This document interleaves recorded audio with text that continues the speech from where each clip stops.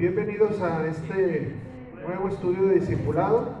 Hoy, domingo 17 de noviembre de 2024, les invito a ponernos en oración para que el Señor hable poderosamente a nuestras vidas y use a estas imperfectas pero dispuestas vidas que se paran aquí al frente para bendecir a su pueblo. Vamos a orar. Bendito Señor y Dios, te alabamos, te glorificamos, te damos la honra y la gloria, no solo hoy, que es el día especialmente hecho para ello, sino cada día de nuestra existencia, Señor, reconociendo en ti el dador, el benefactor de tu pueblo, el único que puede traer bendición a nuestras vidas. Y ahora, Señor, abrimos nuestros ojos, nuestros oídos, nuestra Biblia, nuestro entendimiento, y que tu Espíritu abra también nuestro corazón y nuestra obediencia a recibir tu enseñanza, a aplicar a nuestras vidas cada una de las cosas que tú quieres que como iglesia, como hijos tuyos, vivamos en realidad en tu camino. Te lo pido en el nombre bendito de tu Hijo Cristo Jesús. Amén. Nos vamos a ir, como siempre les digo, que pocas veces cumplo, rapidito, porque aparte que hay una Santa Cena y un programa algo nutrido, y vamos a comenzar pues con nuestro estudio discipulado, sesión número 26, que le puse por título El fruto de la persecución. 2 puntos, si se fijan ahí falta una palabra, falta el complemento del título. Intencionalmente así lo dejé, para que nosotros nos dediquemos durante la clase y al final de la misma a encontrar, ahora sí que como en el juego ese de la palabra secreta, ¿verdad? Vamos a descubrir cuál es la palabra que falta ahí. ¿Cuál será el fruto de la persecución? Porque, si se acuerdan, fueron 3 sesiones de la carta del Señor a la iglesia de Esmirna, y fueron de la siguiente manera. La primera sesión fue el origen de la persecución, aunque no se llamara así, eso es lo que contenía. La segunda sesión hablamos sobre el propósito. ¿Por qué? Si Dios pudo habernos en su misericordia y poder librado de cosas así, ¿por qué lo permite? ¿Por qué lo permitió y lo sigue permitiendo? Bueno, hay un propósito de la persecución. Hoy, el resultado. Después de que vimos el propósito, ahora vamos a ver el fruto. ¿Qué produce la persecución? Lo vamos a ver a la luz de lo que produjo en la iglesia de Esmirna, pero también en lo que produce en las iglesias perseguidas de la actualidad, que como ya vimos en la clase anterior, es una cara poco vista, una cara medio oculta, no sé si intencional o no intencionada, pero que los cristianos a veces volteamos para otro lado, pero es una existencia real de una iglesia perseguida actualmente. Lo vimos también en algunas estadísticas, incluso en algunos casos. ¿Se acuerdan que les puse por ahí algunos testimonios de familias, de iglesias que han sufrido en carne propia actualmente, en pleno siglo XXI, que usted no lo crea, amenazas de persecución, no solamente amenazas, sino realidad, en toda su magnitud? Bueno, al mismo tiempo, hermanos, pues nos hemos sensibilizado sobre la importancia que como iglesia mundial, como parte del cuerpo de Cristo, seamos empáticos con estos amados hermanos. No podemos, el Señor no nos deja solos, eso nos queda claro, como lo vamos a corroborar con la sesión de hoy, pero no podemos nosotros hacer como que no pasa nada y voltearnos para otro lado, porque, hermanos, como ya vimos también, muy seguramente para allá vamos. Muy probablemente la iglesia esté llamada a sufrir esta persecución, no sabemos hasta qué medida, eso ya lo veremos en las conclusiones, pero de que está asegurado desde el origen mismo de la existencia de la iglesia, es un hecho, que la iglesia tendría luchas contra las mismas puertas del Hades, pero que ¿quién prevalecería? Pues obviamente el Señor que pelea por nosotros. Muy bien, como base dos citas.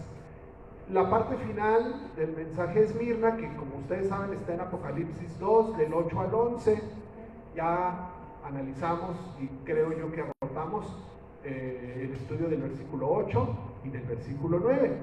La semana pasada empezamos a ver el versículo 10, no lo terminamos, hoy lo terminamos en 10 y culminamos con el versículo 11. Entonces no sé si están en pantalla, bueno, ahorita que me los pongan. Vamos a tener nuestra Biblia lista, hay muchas citas el día de hoy, no podemos leerlas todas a profundidad, pero sí vamos a tratar de tenerlas en mente. La semana pasada la hermana Susi me encargó el estudio que se me notara y se me olvidó, hermanas, pero ahorita me estoy acordando, pero hoy sí, ya lo traigo listo, ahorita terminando la clase lo reenvío, ya lo traigo en el celular inmediatamente para que si ustedes lo quieren checar en su casa, lo puedan hacer. Entonces, versículo 10 y 11 de Apocalipsis 2. Lo que nos falta por ver del complemento del versículo, ya nada más del pasaje, ya nada más serían estos dos versículos. No temas lo que estás por sufrir. Yo te digo que el diablo echará a algunos de ustedes en la cárcel para que sean probados y tendrán tribulación por 10 días. Sé fiel hasta la muerte y yo te daré la corona de la vida. El que tiene oído, oiga lo que el Espíritu dice a las iglesias. El vencedor no sufrirá daño de la muerte segunda. Pero quise complementarlo con primera de Pedro, capítulo 5, versículo 10, que dice así: y después de que hayan sufrido un poco de tiempo, el Dios de toda gracia, que los llamó a su gloria eterna en Cristo, Él mismo los perfeccionará, afirmará, fortalecerá y establecerá. Entonces, por eso escogimos este pasaje como complemento, apoyo a lo que vamos a estudiar de Apocalipsis 2, 10 y 11, porque efectivamente de ahí vamos a sacar esa palabra que está escondida. ¿Se acuerdan en el título? El fruto de la persecución será. ¿Saber? Tal vez alguno me diga, bueno, persecución, pues ¿qué puede producir? Pues fortaleza, puede producir firmeza, solidez, testimonio, algún galardón, una corona. Bueno, podemos tener ciertas ideas. Vamos a llegar certeramente a descubrir cuál es ese fruto de la persecución.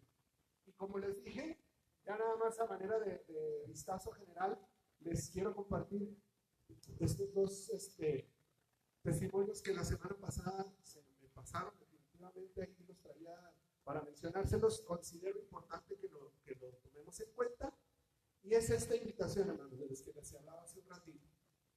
Abramos los ojos, seamos sensibles. Tal vez no podamos ir físicamente a esos países, a esas naciones. No estamos llamados, tal vez, probablemente sí. Algunos de ustedes podrán ser llamados a mencionar. Pero independientemente de eso, lo que podemos y debemos hacer como un hábito y como una buena costumbre, tanto como cristianos en lo individual como iglesia en lo general, es orar. Y no solamente orar allá cuando me acuerdo, o solamente cuando hay campaña, o solamente cuando viene un misionero, o solamente cuando es el día de la iglesia perseguida. ¿Saben usted que hay un día de la iglesia perseguida? Ahorita les voy a decir cuál es. Bueno, seamos consistentes, intencionados en orar por la iglesia que sufre persecución. En todo tiempo, en todo momento y en muchos lugares hay una iglesia que está padeciendo persecución. Ustedes lo tienen ahí en el mapa, los focos más alarmantes, lo que marcan en amarillo, que casi no vemos ahí, son altos niveles de persecución. En naranja son los niveles muy altos, en donde estamos incluidos México, ¿sí? Algunos otros países de Latinoamérica, Cuba, ahí en el Caribe, y países de África. Y donde se concentran niveles extremos de persecución en color rojo, ustedes ven, es precisamente algunos países de África, Arabia, el mundo musulmán, y por acá arriba los países de Asia Menor, justamente donde se encuentra Turquía y de lo que estamos hablando en las iglesias de Apocalipsis. Entonces, hay niveles alarmantes. ¿A qué nos referimos cuando hablamos de niveles extremos? Bueno, donde ya hay asesinatos, ejecuciones, arrasan con las iglesias, las destruyen, las queman, las incendian. China, no se diga, no llegan a extremos así, pero en China está permitido por la ley que se destruyan los templos que no son permitidos. Entonces, tenemos una necesidad como pueblo de Dios. Dice la Biblia que debemos velar los unos por los otros, que si un miembro se duele, todos debemos dolernos con ellos. Así como cuando un miembro se alegra, todos nos alegramos con él. Igualmente, cuando ese mismo padecimiento debe de ser sentido por toda la iglesia. Entonces la invitación es ser intencionados, intencionales en orar por la iglesia que sufre persecución.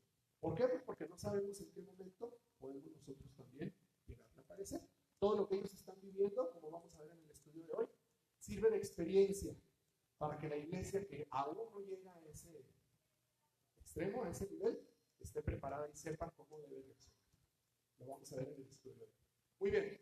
El día de la iglesia perseguida, hermanos, no tiene una fecha específica. Que diga usted, cada 16 de junio, no. El día de la iglesia perseguida, este ministerio que se llama Puertas Abiertas, lo propone que cada año se realice el domingo siguiente a cuando es Pentecostés, la fiesta de Pentecostés. Ustedes saben que en la iglesia primitiva, inmediatamente que llegó el Espíritu Santo a bautizarles, empezó la iglesia a crecer y comenzó la persecución. Entonces, no se sabe si fue exactamente una semana después, pero fue justamente al inicio del ministerio de la iglesia. Por eso, inmediatamente que en el calendario hebreo se celebre el día de Pentecostés, se utiliza la siguiente semana para orar por la iglesia perseguida. Este año fue el 24 de mayo, por ahí, ¿no? ¿Qué dijiste, hija? Marzo, ¿no? Bueno, ahí quedaba la fecha por debajo, debe de estar en el bosquejo de la semana pasada.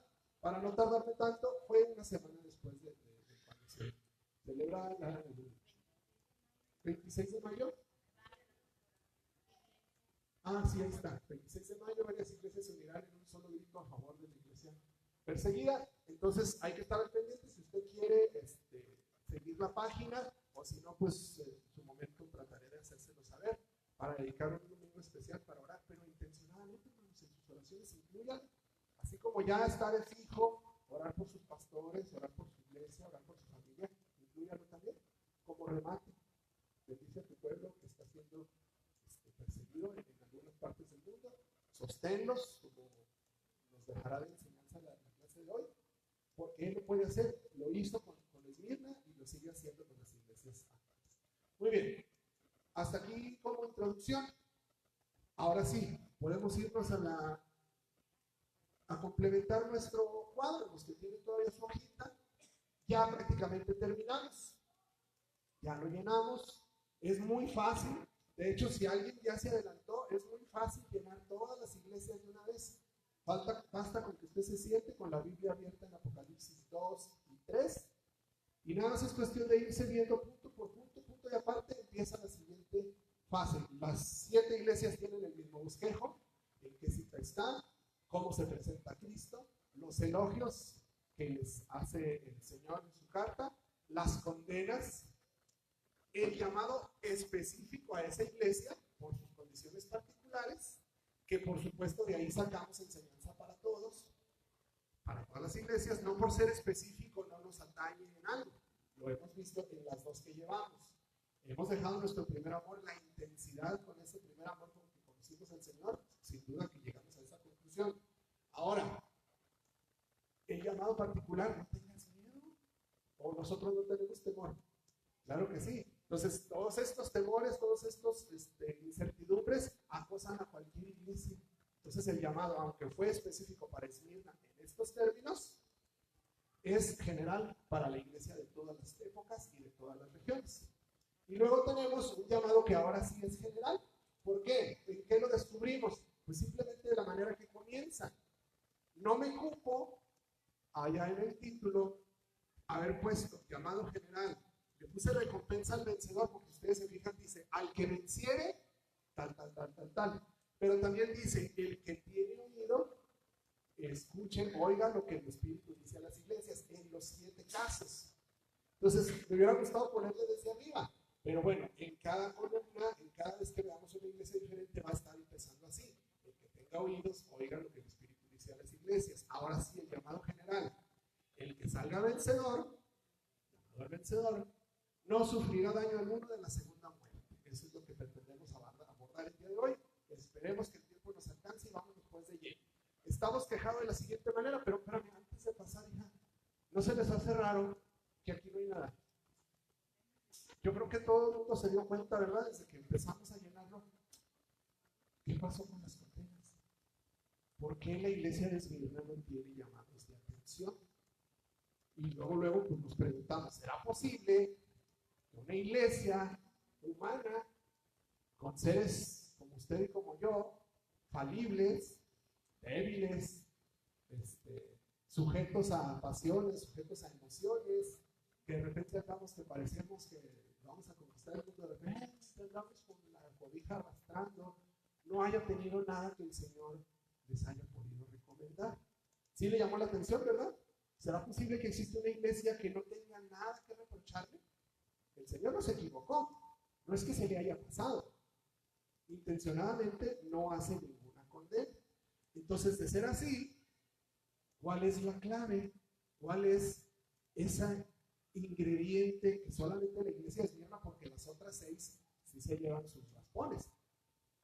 Porque a la iglesia de Esmirna no. ¿En qué consistió el hecho de que el Señor de momento, en ese momento, no les hiciera ningún reproche?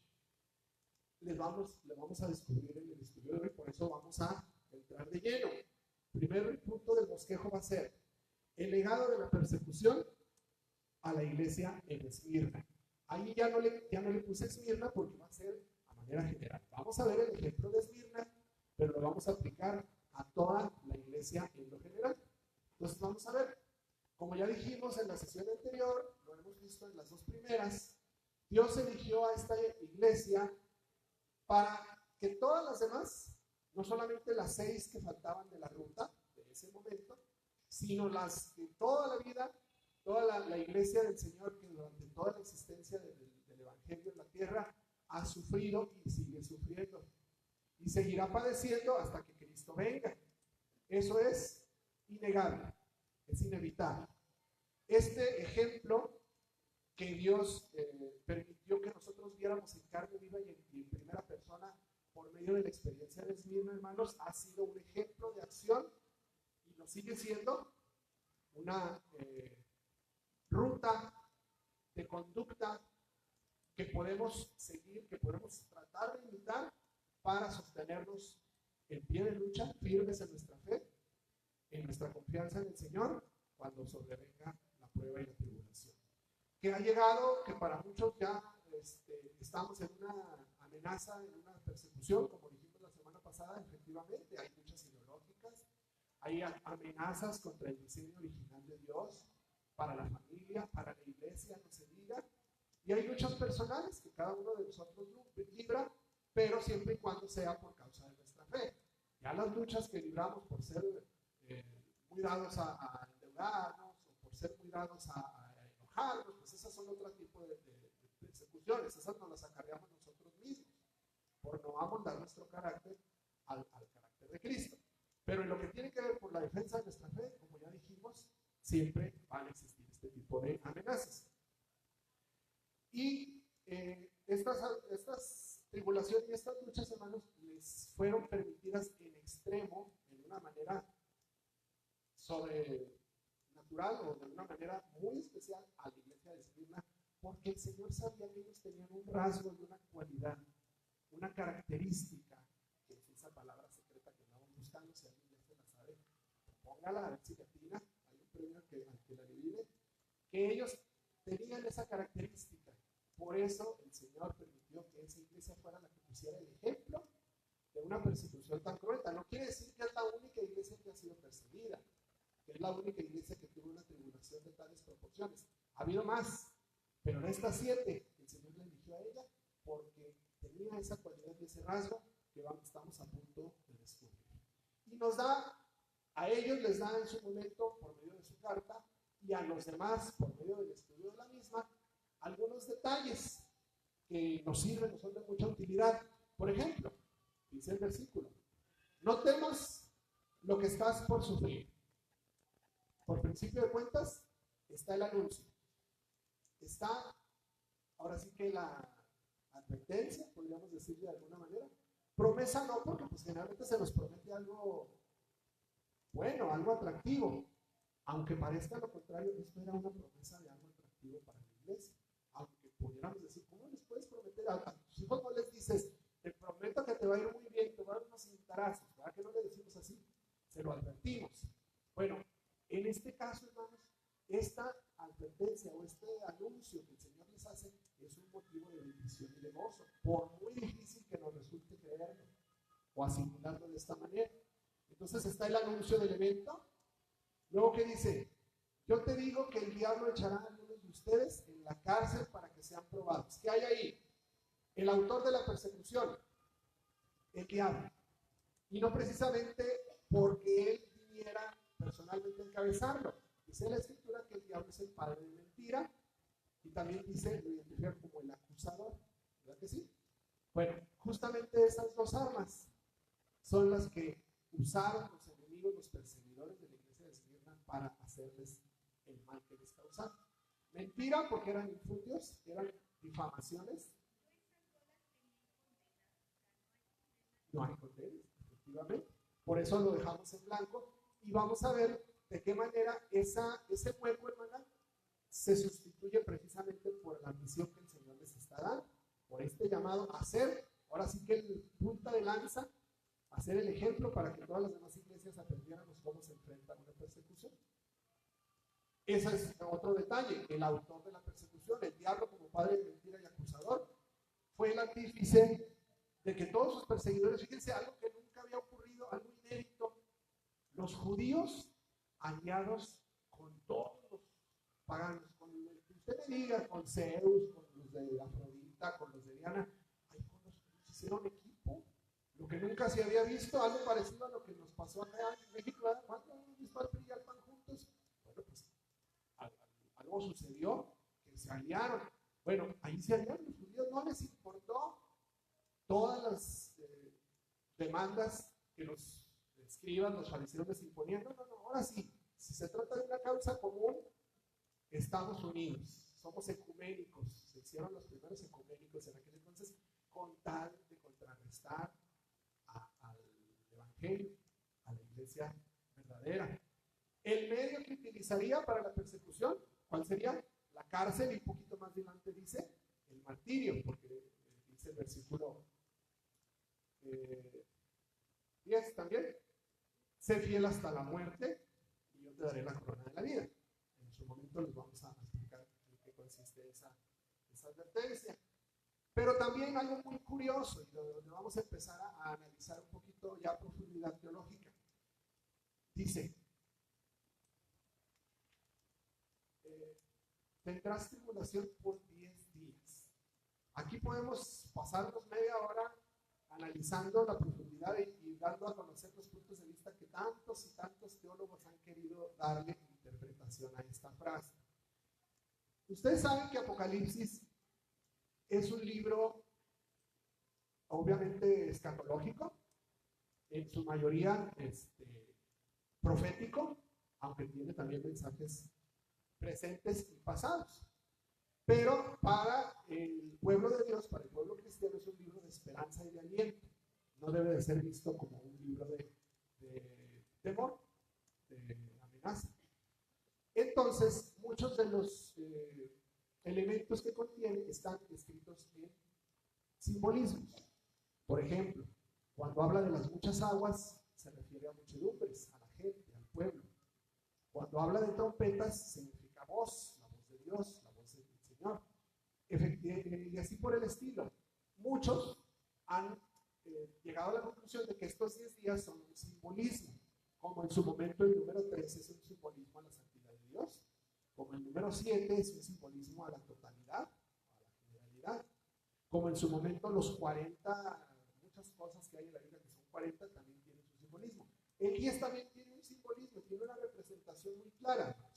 Muchos le quieren dar una interpretación literal y ajustar, porque es muy fácil, ahorita ya en el año 2024, agarrar los libros de historia y los registros y decir, miren, esto le pasó a Esmirna y efectivamente aquí hay 10 días.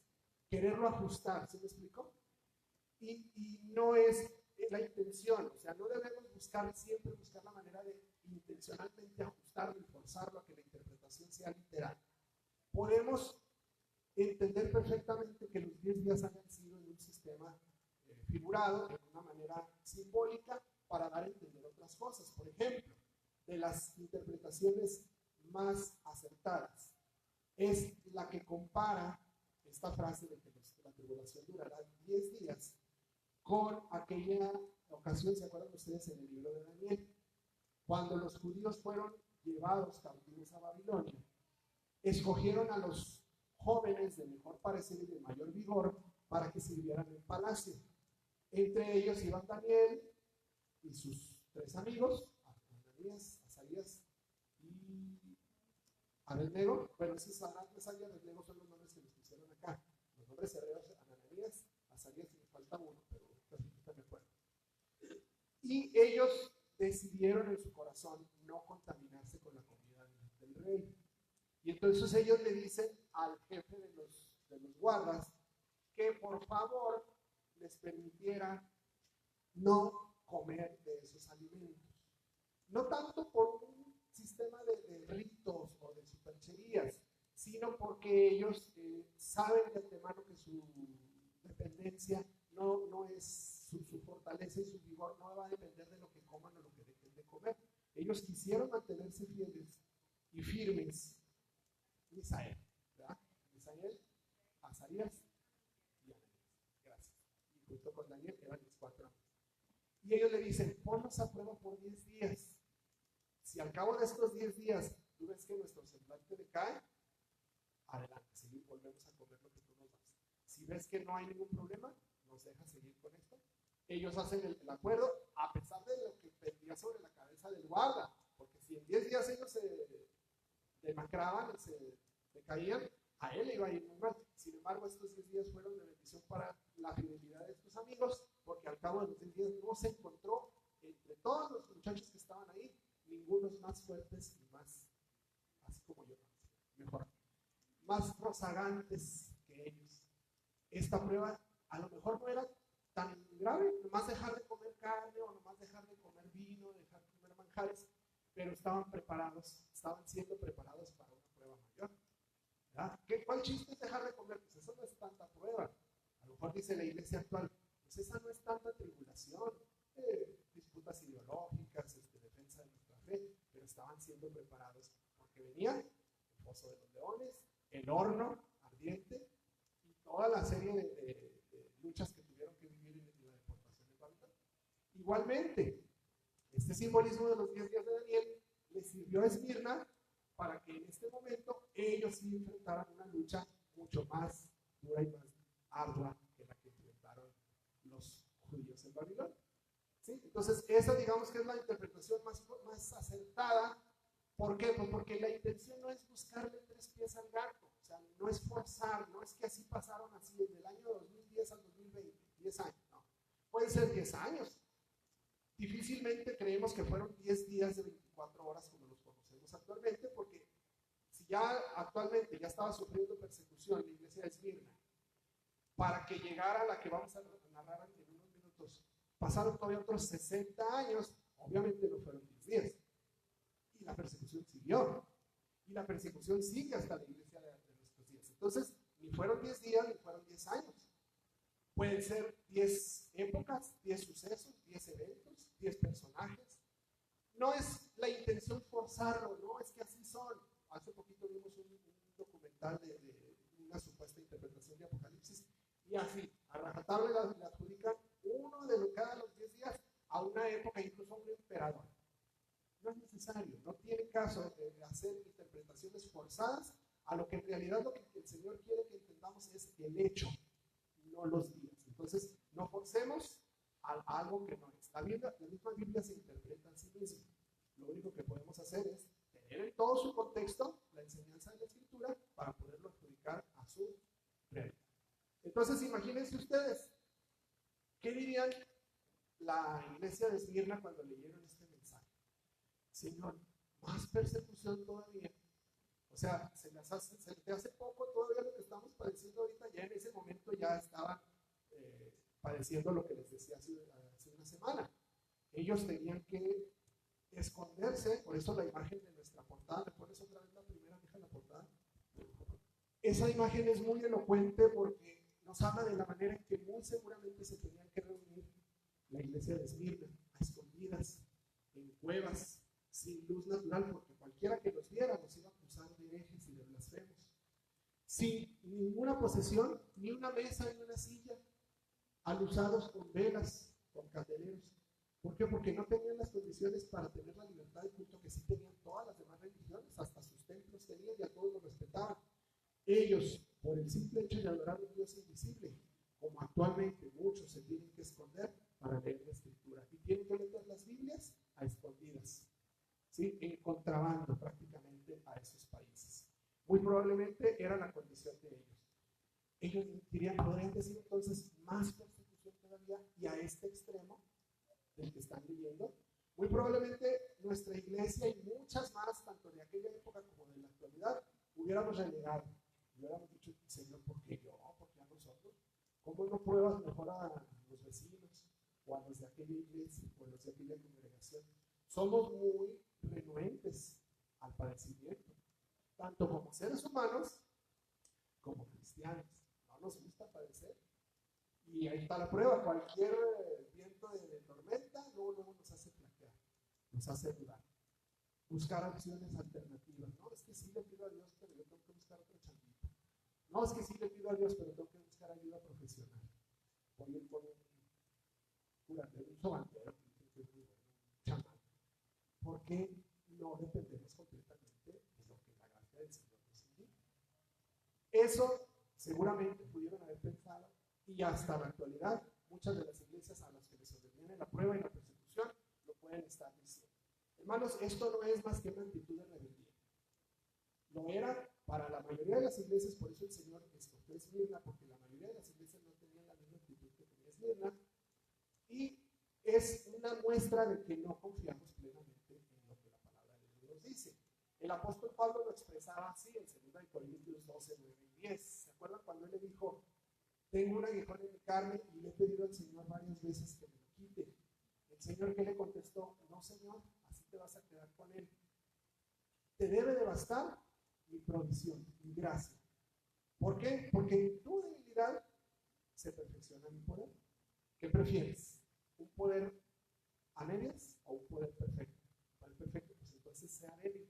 Ahí donde tú eres débil, yo soy fuerte. Por eso decía Pablo, por eso con mucho gusto, y aquí empieza a tomar sentido cómo es posible que esa advertencia de persecución a Esmirna pueda ser motivo de gozo. Bueno, Pablo lo decía, con mucho gusto me gloriaré más bien en mis debilidades para que el poder de Cristo more en mí. Por eso me complazco en las debilidades, en insultos, en privaciones, en persecuciones, ya Pablo lo advertía, y en angustias por amor a Cristo, porque cuando soy débil, entonces soy fuerte. Jesús también se lo dijo a sus discípulos, Juan 16:33. Estas cosas les he hablado para que en mí tengan paz. En el mundo van a tener tribulación, pero confíen, yo he vencido al mundo. Confía, iglesia, le está diciendo el ángel. Este mismo Jesús se lo está diciendo por medio de la carta de Juan. Confía, como dice el versículo 10. No temas lo que estás por sufrir. Ahí viene, ya le está diciendo, ¿sabes qué? ¿Ya estás listo? Pues ahora sí, ahí viene. Ahí viene la tribulación. Yo he vencido al mundo y en mí tendrás paz. Y pues, ¿qué más decir del Romanos 8? Que todo el capítulo está hermoso para todos los que en ese momento nos sentimos así de apesadumbrados y agobiados. En este momento rescato los versículos 28 a 31, que yo sé que lo han leído y que una vez más pidamos al Señor que nos dé esperanza. Y sabemos que para los que aman a Dios, todas las cosas cooperan para bien. Esto es, para los que son llamados conforme a su propósito, porque a los que de antemano conoció, también los predestinó a ser hechos conforme a la imagen de su Hijo, para que Él sea el primogénito entre muchos hermanos. Entonces, ¿qué diremos? Dice el versículo 31. Si Dios está por nosotros, ¿quién estará contra nosotros? ¿Qué podemos decir? No hay ningún registro bíblico que nos platique, porque Hechos se cierra antes del destierro de Juan. Hechos es el único libro histórico. Luego, las cartas generales y particulares, tanto las de Pablo como las de Juan, como las de Pedro, y las individuales como la de Santiago, no tienen gran cantidad de historia. Tendrán una que otra mención de alguien, y atando cabos es como se saca poquito de historia. Entonces, salvo Hechos y estas pequeñas referencias de las cartas, No hay historia de lo que le pasó a Esmirna. La Biblia termina su cierre canónico justo en el Apocalipsis. Entonces, para conocer lo que le pasó a Esmirna, se tiene que recurrir a fuentes históricas, a otro tipo de relatos. Hay muchos escritos de las personas de la época de donde podemos sacar lo que pasó con la iglesia de Esmirna. Se lo voy a platicar lo más rápido que pueda.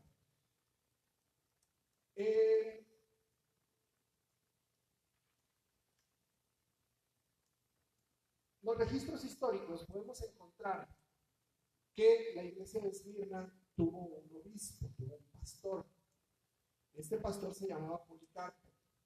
Este obispo fue ordenado por Juan, de hecho fueron al mismo tiempo consiervos.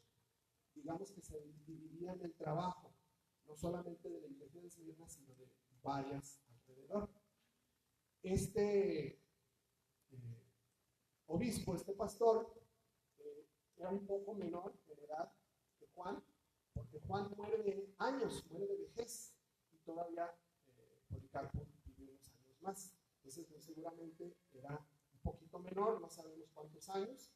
Lo que sí sabemos, hermanos, es que pastorearon la iglesia, la Grey, no solamente de Esmirna, sino de las ciudades aledañas, durante varios años. Luego viene el destierro de Juan. A Juan primeramente lo quieren matar.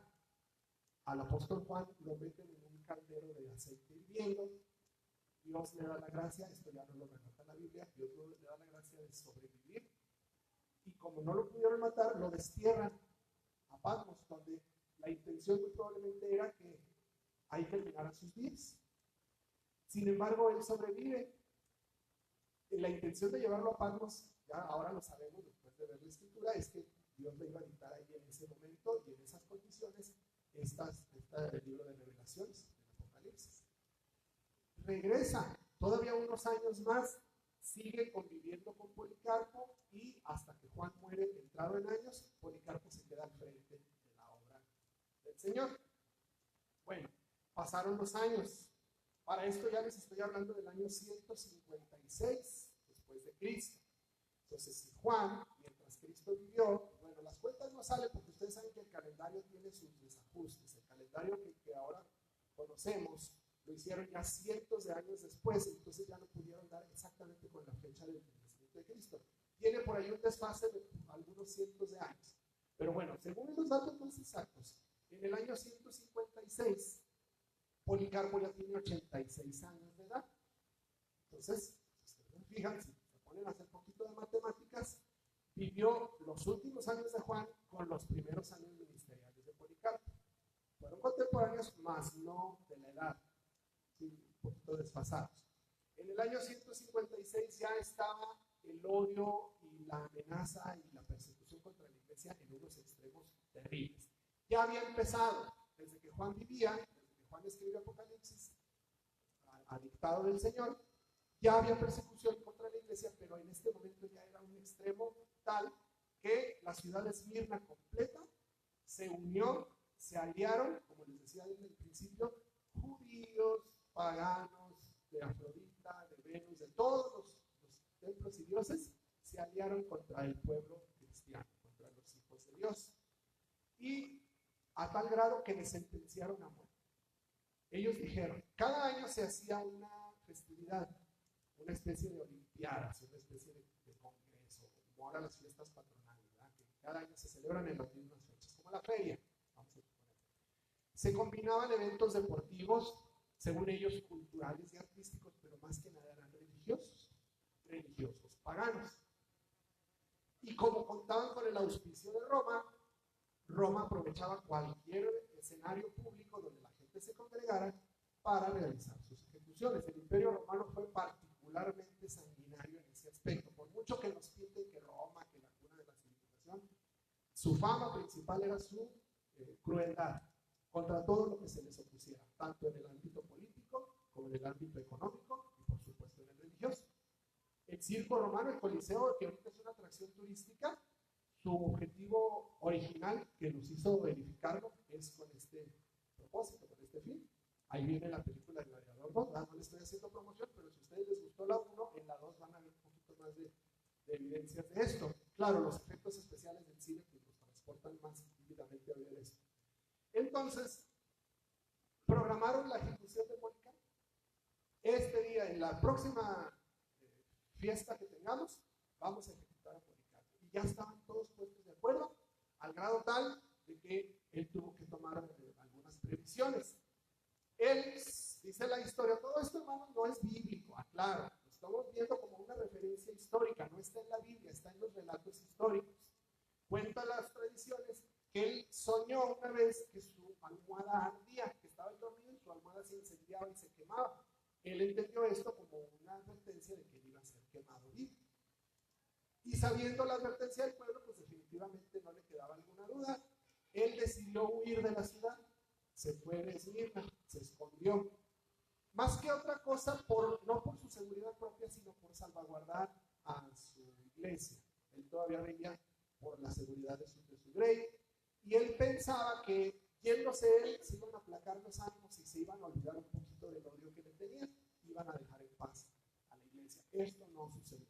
Siguieron buscándolo, siguieron persiguiéndolo. Él se fue a esconder al campo con unos familiares, con unos amigos, y nadie más que su familia sabía dónde estaba. Bueno, el pueblo apresó a sus 2 hijos, los torturó, no sabemos de qué manera, pero ustedes saben que pues, se las han ingeniado para inventar instrumentos de tortura crueles, de una crueldad tremenda. Y le sacaron la verdad. Les dijeron dónde estaba, fue una guardia especial romana por él, lo encontraron y lo trajeron arrestado a la ciudad de Siria. En la siguiente lámina están algunas de sus frases famosas y se las voy a platicar muy rápidamente. Cuenta la tradición que los mismos soldados que lo traían preso de regreso a la ciudad le rogaron, no solamente lo invitaban como si fueran desconocidos, lo apreciaban hasta cierto punto a tal grado de que le rogaban, Policarpo, ¿qué te cuesta? Las palabras mágicas, basta con que tú digas, César es Señor, y mira, nosotros decimos, sí lo dijo, te dejamos ir. ¿Saben qué contestó él? 86 años he servido a mi rey y salvador y él nunca me ha fallado. ¿Cómo podría ahora blasfemar yo contra él? No lo hizo. Lo llevan arrestado. Cuando llegó a la ciudad, se supo de inmediato la noticia, no había Facebook, no había mensajitos, así que hasta que llegó se dieron cuenta, ya lo trajeron. Fue tal la algarabía del pueblo, hermanos, que salieron a las calles a buscar madera por todos lados. Todo el mundo quería llevar su cargamento de madera para la hoguera.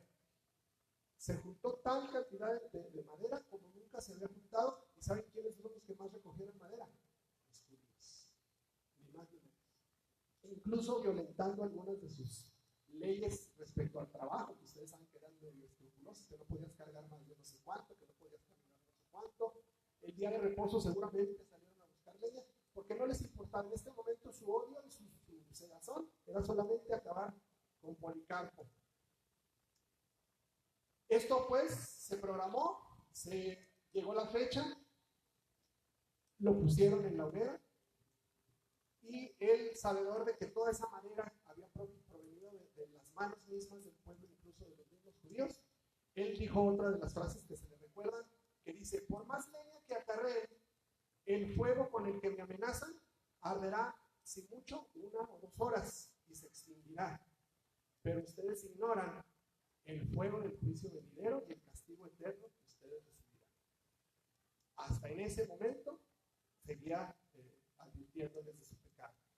Se asegura que los verdugos no lo sujetaron como era costumbre en una estaca, así con las manos hacia atrás, lo clavaban o lo amarraban.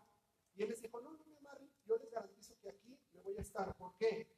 Porque quien me da la fuerza para soportar el fuego, también me sostendrá en la hoguera sin necesidad de clavos. Solo Dios y Él, en su persona, sabrán si en ese momento estuvo sufriendo o así como, volvemos a la referencia del libro de Daniel, así como a los que metieron al horno de fuego, ¿se acuerdan que ellos ni estaban quietecitos? Y el mismo rey dijo, yo eché 3, pero veo 4. Ahí estuvo el Señor en medio de ellos.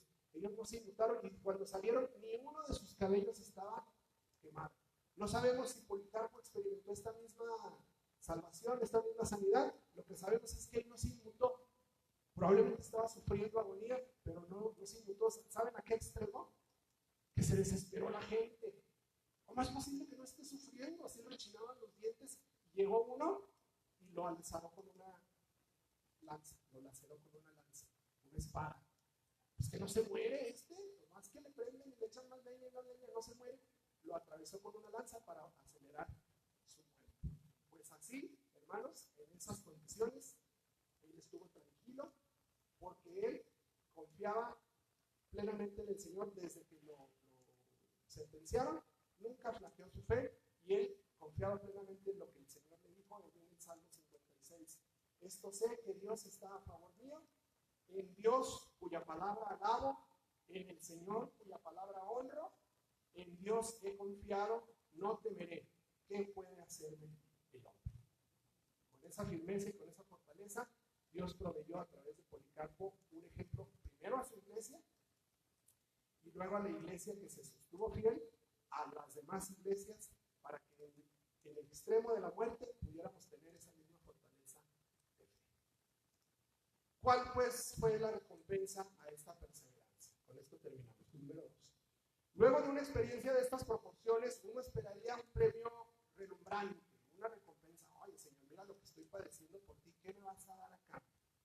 Bueno, vamos a ver, el Señor sí efectivamente tiene una promesa, tiene un elogio, tiene una promesa final. Si mucho el pasaje es breve, son 4 versículos, pero en esas palabras contiene una enseñanza verdaderamente grande. Estas palabras, hermanos, hasta la fecha siguen siendo motivo de fe y de esperanza para todos los creyentes, para todos los cristianos que verdaderamente confían en el Señor. Sé fiel hasta la muerte y yo te daré la corona de la vida. Generalmente se utiliza esta frase y este texto en los funerales. Hermanos, en el contexto en que fue escrita no se está refiriendo a eso. Si decimos, sé fiel hasta la muerte y yo te daré la corona de la vida, se usan los funerales porque generalmente le atribuimos el siguiente significado. Sé fiel mientras vivas y ya cuando te mueras, cuando llegues allá, yo te daré la corona de la vida. No, ese no es el significado. El significado es este. Sé fiel, incluso si el precio de esa fidelidad llega al extremo de la muerte, y yo te daré la corona de la vida. ¿Se fija que cambia la cosa? No es temporal, el hasta no es temporal, el hasta es proporcional. O sea, no sé fiel estos años que te faltan hasta que te mueras, no. Sé fiel así como eres fiel hasta que llegue el extremo de que te causes la muerte y entonces yo te daré la corona de la vida. No lo habíamos visto de esta manera, ¿verdad? La importancia de ver efectivamente el contexto de lo que está dicho. Así le está diciendo el Señor, no a Policarpo, a la iglesia.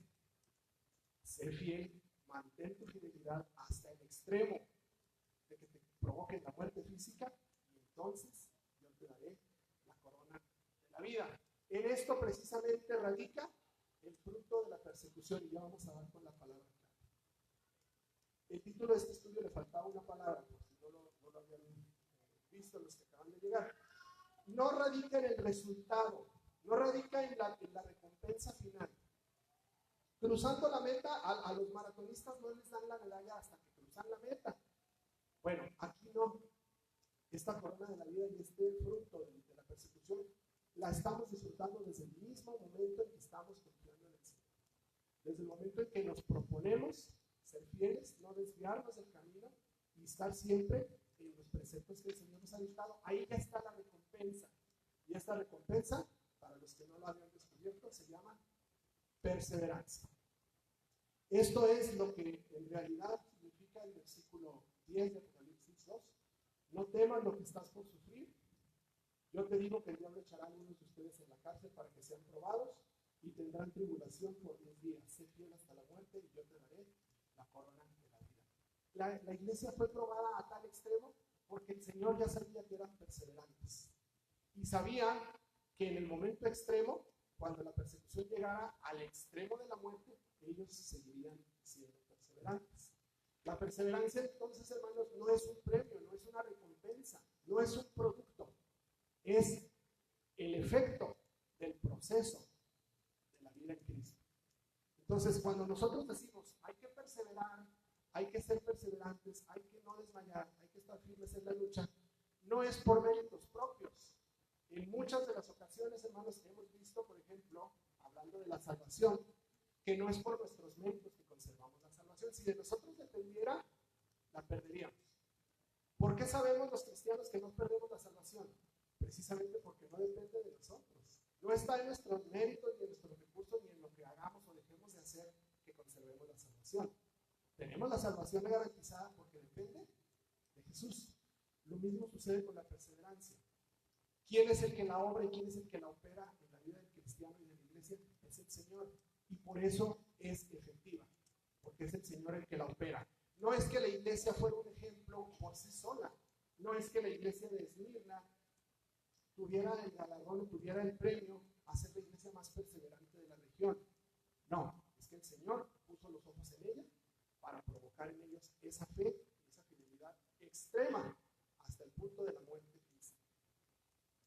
Jesús mismo lo prometió cuando en Juan 10 les dijo: yo les doy la vida eterna y jamás perecerán y nadie las arrebatará de mi mano, refiriéndose a sus ovejas. Mi Padre que me las dio es mayor que todo y nadie las puede arrebatar de la mano del Padre. Y la muerte, luego lo dice Romanos, otra vez volvemos a Romanos 8, pero ahora vámonos a los versículos 37 y 39. ¿Quién nos separará? Es una pregunta retórica que se hace Pablo, así como diciendo, bueno, pues le busco y no hallo. ¿Qué podrá separarnos? Y luego da posibilidades de saber, déjenme ver. ¿Tribulación? Pues no. ¿Angustia? ¿Persecución? Ahí está la palabra presente. ¿Hambre? ¿Desnudez? ¿Peligro? ¿Espada? Tal como está escrito, por causa tuya somos puestos a muerte todo el día. Somos considerados como ovejas para el matadero.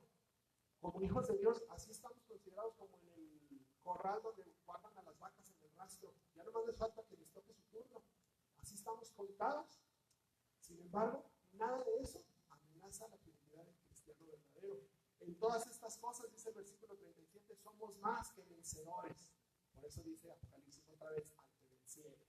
Porque es en Cristo Jesús que tenemos esa victoria, por medio de aquel que nos amó. Y otra vez vuelve Pablo a repasar su lista. Porque estoy convencido que ni la muerte, ni la vida, ni los ángeles, ni principados, ni lo presente, ni lo porvenir, ni los poderes, ni lo alto, ni lo profundo, y por si se le pasaba algo, después de 9 cosas, otra vez en 10, ni ninguna otra cosa creada nos podrá separar del amor de Dios. Yo estoy seguro que la próxima vez que cantemos La Roca Fiel, lo vamos a cantar con más entendimiento. ¿Quién nos podrá separar del amor del Señor? Nadie podrá. Por eso dice tantas veces, no, nos parece repetitivo. Es que definitivamente Pablo lo dice 20 veces y nosotros podemos decir otros 20. Nada nos podrá separar de la mano protectora del Señor.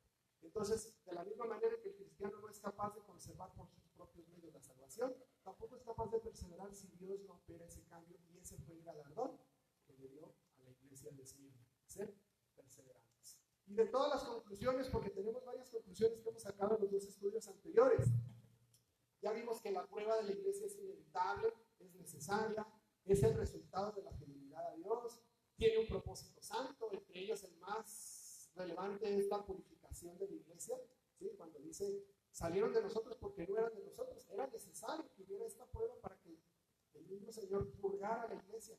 Bueno, todo eso son verdaderos regalos y privilegios que el Señor nos da por el efecto de la tribulación. Pero el más importante es el que conocimos hoy, la perseverancia.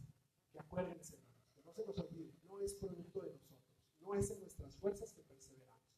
Si esta iglesia persevera, se mantiene firme, cuando nosotros, esta generación, se vaya, nuestros jóvenes siguen perseverando en buscar primeramente la palabra de Dios en todos sus mensajes, en todas sus enseñanzas, en todos sus puntos, no es por méritos propios, sino porque el Señor ha puesto su visión, su mirada en esta iglesia para cosas importantes, como lo puso en la iglesia de Esmirna.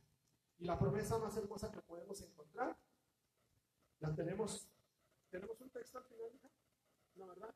No, la tenemos, les voy a compartir nada más el último. Romanos 8:18, volvemos a Romanos. Pues considero que los sufrimientos de este tiempo presente no son dignos de ser comparados con la gloria que ha de ser revelada. ¿Qué es el sufrimiento más grande que como iglesia, por causa de la fe, aclarando, hemos vivido hasta la fecha?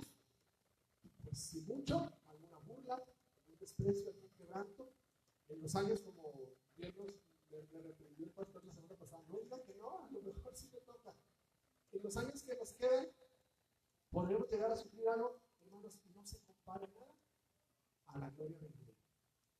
Y usted, amigo que me escucha, tú amigo jovencito o adulto, mujer o hombre, si no tienes esa certeza y esa seguridad de que cualquier tribulación presente no se compara con la gloria que el Señor te ofrece, asegura tu lugar.